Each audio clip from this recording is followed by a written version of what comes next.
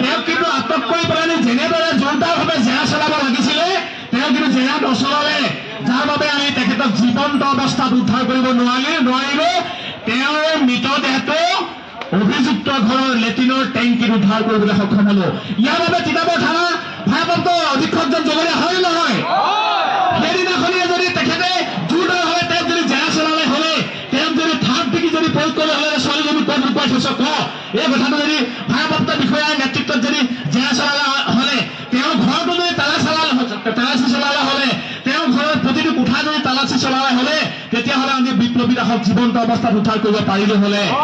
কিন্তু সেই কামটোকে নকৰি তেওঁক সুৰক্ষা দিয়াত ব্যস্ত থকা তিতাবৰ থানা ভাৰপ্ৰাপ্ত বিষয়া মহোদয়ে অভিযোগ দিবলৈ অহা পৰিয়ালৰ লোকক নন চেন্স ষ্টুপিড বুলি থানাৰ পৰা গতিয়াই বাঢ়ি কৰি দিয়া কাৰ্যটো অত্যন্ত নিন্দনীয় কাৰ্য, আমি গুৰুজনাযোগ্য কাৰ্য।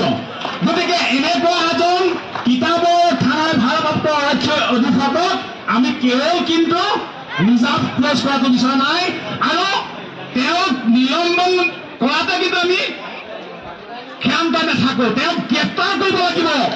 জগত সিং যেনেকৈ অপৰাধী, জগত সিঙে সুৰক্ষা দি এই বিপ্লৱী দাসক হত্যা কৰি দেশদ্ৰোহী কৰিলে, গতিকে জগত সিং যেনেদৰে দোষী, ইয়াৰ বাবে কিন্তু তিতাবৰ থানা ভাৰপ্ৰাপ্ত বিষয়া মহোদয়জনো সমান দোষী। গতিকে তেওঁকো গ্ৰেপ্তাৰ কৰিব লাগিব, তেওঁক চাকৰিৰ পৰা নিলম্বন কৰিব লাগিবই। তেওঁ যাতে ভৱিষ্যতে আকৌ আৰক্ষী হৈ অসমৰ মানুহক যাতে বিপথে পৰিচালিত কৰিব নোৱাৰে তাৰ ব্যৱস্থা কৰিব লাগিবই। লগতে তেওঁক কিন্তু গ্ৰেপ্তাৰ কৰি কঠোৰ শাস্তি প্ৰদান কৰিব লাগিব।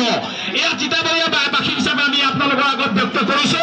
গতিকে সমূহ তিতাবৰ দল সংগঠন, সমূহ সচেতন ব্যক্তি মই ওলাই আহিবলৈ অনুৰোধ জনাইছো। আমি গণতান্ত্ৰিক প্ৰক্ৰিয়াই আমি আন্দোলন কৰিছো, আমি এতিয়ালৈকে প্ৰশাসনৰ কেতিয়াও অবাধ্য হ'বলৈ যোৱা নাই। আজি স্বতঃস্ফূৰ্তভাৱে তিতাবৰ ব্যৱসায়ী সন্থা চেম্বাৰ অফ কমাৰ্চে দোকান পোহাৰ বন্ধ ৰাখিছে। মই এই সুযোগতে তিতাবৰ চেম্বাৰ অফ কমাৰ্চক ধন্যবাদ জ্ঞাপন কৰিছো, আৰু তিতাবৰ সমূহ দল সংগঠন বিষয়ববীয়াসকল আহি ইয়াত উপস্থিত হৈ আমাৰ তিতাবৰ নন্দনবনত শইকীয়া মহাবিদ্যালয়ৰ ছাত্ৰ একতা সভাৰ প্ৰতিবাদ কৰা প্ৰতিবাদস্থলীত আহি উপস্থিত হৈ এই প্ৰতিবাদকাৰীক সমৰ্থন জনাইছে, আৰু জগত সিঙৰ ফাঁচী ঘোষণা কৰিব লাগে বুলি আমি সকলোৱে দাবী জনাইছে। গতিকে সকলো দল সংগঠন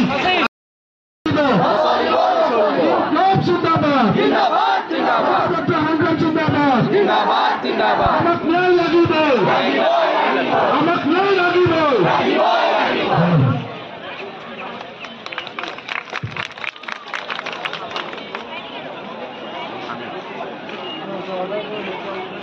যিহেতু আজি প্ৰতিবাদস্থলীৰ পৰা আমি চব মানুহ কথা লাগে, বিষয়ালৈ আমি তেওঁৰ পৰা সিদ্ধান্ত গ্ৰহণ কৰিছো।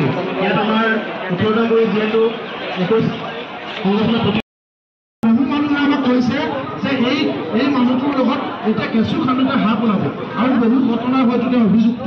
গতিকে আমি পুনৰবাৰ কৈছো, আৰু এটা ডাঙৰ কথা, সেই লেট্ৰিনটোত বোলে কেইবাজনো চেণ্ডেল ওলাইছে। যদি চেণ্ডেল আছে নিশ্চিত এনেকুৱা কিবা থাকিব পাৰে। গতিকে চেণ্ডেল ওলাইছে বুলি কৈছে যে বিপ্লৱী দাসৰ এযোৰহে চেণ্ডেল থাকিব লাগিছিল, আৰু চেণ্ডেল কাৰ কাৰ। গতিকে এই গোটেই কথাটো তদন্ত কৰিব লাগিব।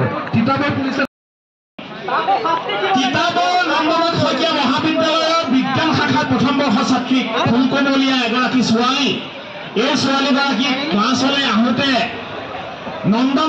নন্দনাথ শইকীয়া মহাবিদ্যালয়ৰ পৰা ক্লাছ কৰি ঘূৰি যোৱাৰ পথত তেওঁ অপহৰণ কৰিয়ে হওক, লাগিলে কিবা কোট কৌশল প্ৰয়োগ কৰিয়ে হওক, ঘৰলৈ লৈ গৈ বলৎকাৰ কৰা হৈছে। এয়া আমি কোৱা কথা নহয়, ৰিপৰ্টত বাহিৰ হৈছে। তেওঁ স্বীকাৰোক্তি দিছে, স্বীকাৰোক্তি দি পেলাই তেওঁ হত্যা কৰা হৈছে বুলি তেওঁ স্বীকাৰোক্তি দিছে। তাৰ পাছত তেওঁ তাৰ জীয়াই ৰখাৰ কিবা কথা থাকিব পাৰে নেকি? গতিকে আমি সমগ্ৰ তিতাবৰবাসী দল সংগঠন আৰু ছাত্ৰ একতা সভাই আমি অসম চৰকাৰক অনুৰোধ জনাব বিচাৰিছো, বাকীবোৰ অপৰাধীক যেনেদৰে এনকাউণ্টাৰ কৰা হৈছে, এই জগত সিঙক কিন্তু এনকাউণ্টাৰ কৰিবই লাগিব। বেলেগ আইন আমি একো নিবিচাৰো। লগতে যিদিনাখনি পৰিয়ালৰ লোকে তিতাবৰ থানাত এজাহাৰ দিবলৈ আহিছিলে, সেইদিনাখনি জগত সিঙৰ নামটো উল্লেখ কৰি দিয়া হৈছিল। কিন্তু ভাৰপ্ৰাপ্ত বিষয়া মহোদয়ে এজাহাৰত